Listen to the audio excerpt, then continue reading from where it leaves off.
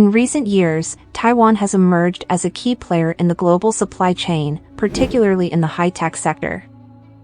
The island, located off the southeastern coast of China, hosts many factories that produce semiconductors, displays, and other advanced components that are essential to various products.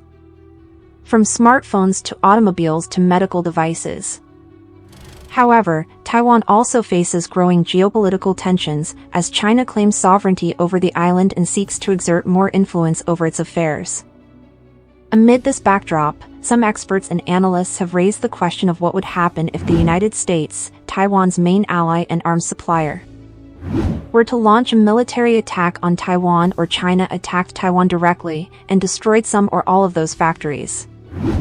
This video aims to explore this hypothetical scenario and assess its potential implications for the world.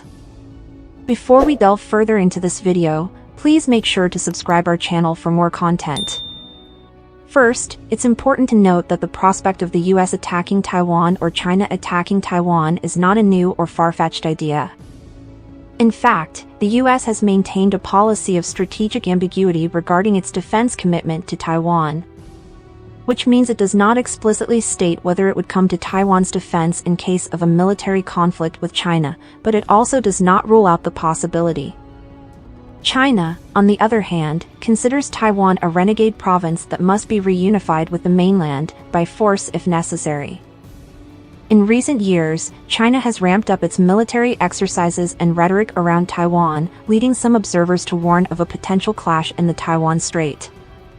If the US were to launch a military attack on Taiwan, it would likely aim to disable or destroy key military assets and infrastructure, including the factories that produce advanced components.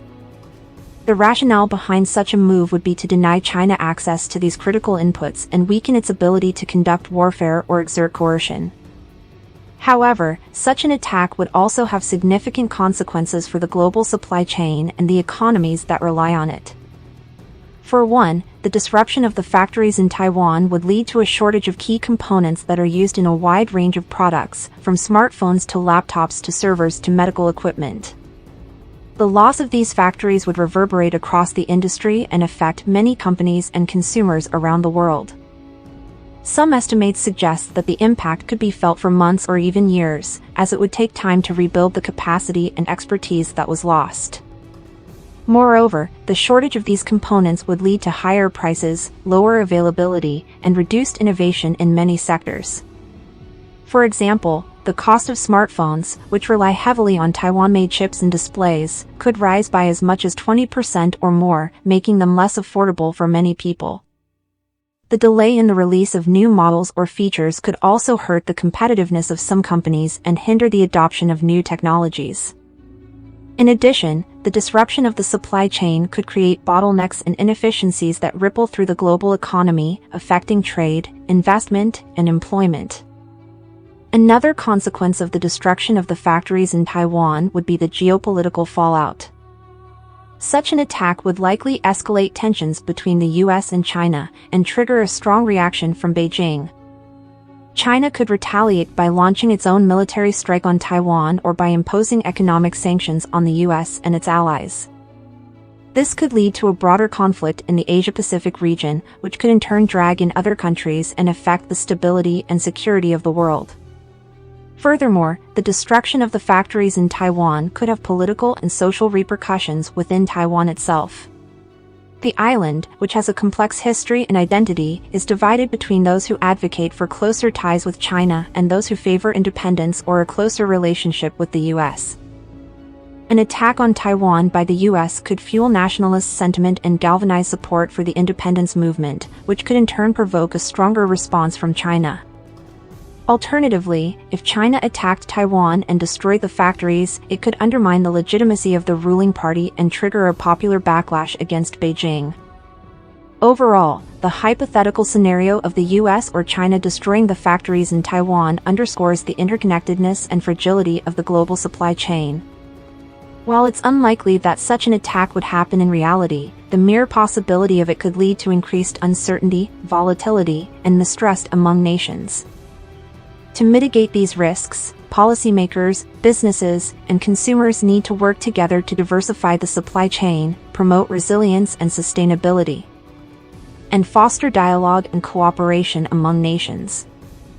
For example, policymakers could invest in research and development of alternative sources of key components, such as organic electronics, graphene, or quantum materials.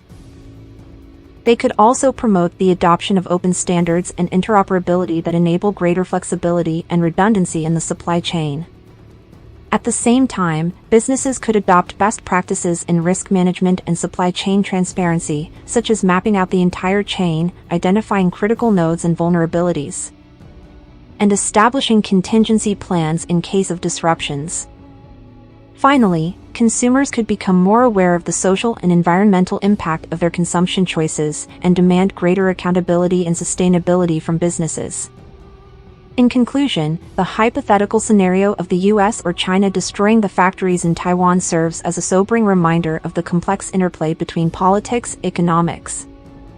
While it's impossible to predict the future with certainty, we can prepare for it by embracing diversity, resilience, and cooperation, and by recognizing that our actions and decisions have far-reaching consequences for ourselves and others.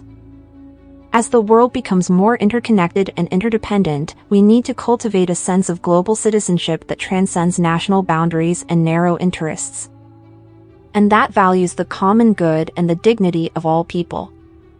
If you enjoyed this video, please don't forget to like, share, and subscribe to our channel for more fascinating content.